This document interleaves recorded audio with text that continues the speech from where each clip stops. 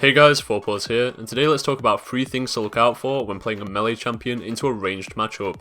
I'll be breaking down a mid Yasuo game, but know that this information will obviously apply to both solo lanes and different champions. The first golden rule to surviving the melee versus range matchup is to accept that in the early game your opponent has the advantage. Even with a champion as mobile and pseudo ranged as Yasuo, Corki has a better level 1 simply because of his auto attack range.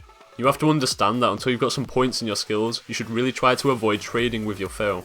Although that does depend somewhat on what champions you're both playing, in general you want to look to safely last hit until you're around level 4. As you can see, it's level 1 and only the ranged minions are left. A mistake I'll see a lot of people make is they'll walk forward to greedily last hit those ranged minions. However, the amount of damage you'll take just to grab that 50 gold is seriously not worth it. Experience is your main priority in the early game, so if you're getting poked down just to grab a couple of CS and you're losing out on a ton of experience because you have to base early, you're putting yourself at a huge disadvantage. Only walk forward when it's safe to do so. Secondly, you really need to focus on how you're going to manipulate those minion waves. During this level 1 to 4 period of the game, if you mess up the minion waves, a good player can zone you out on all that juicy gold.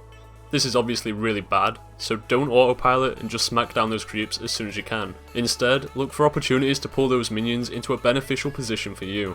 More often than not, you'll want to position those minions either just outside your tower range or underneath your own tower, so that your ranged opponent can't bully you too much. As you can see, I hold these caster minions on the cusp with my tower range, and this prevents Corki from really denying me any last hits. I'll try to keep the minions in this kind of area until level 4, and then I'll feel more confident in my ability to counter trade him when I've got those skills ready.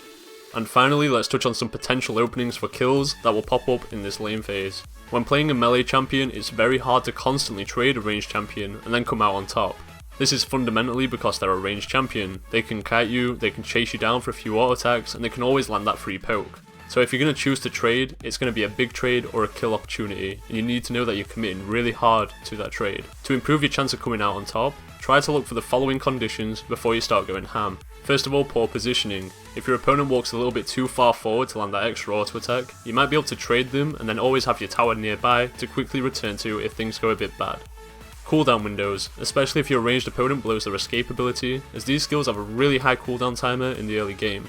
And jungle ganks, even though that's quite obvious, but please understand you don't always have to go for that 1 versus 1 outplay, especially when you've got the disadvantage of being a melee champion and they're ranged.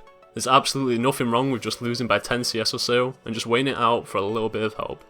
So to show an example of that safer playstyle, in this game I've been focused on matching Corki's CS and not getting poked down. Then all of a sudden, these 3 conditions just line up. First of all, Corki is very overextended as he's clearing the minion line. Secondly, a small cooldown window opens when he blows his Q to just burst down those minions. And finally, with the perfect timing, a jungle gank pops up.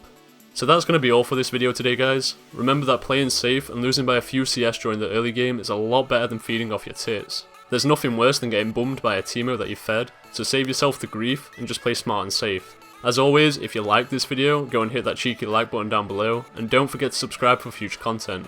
Thanks for watching guys, and until next time, take care.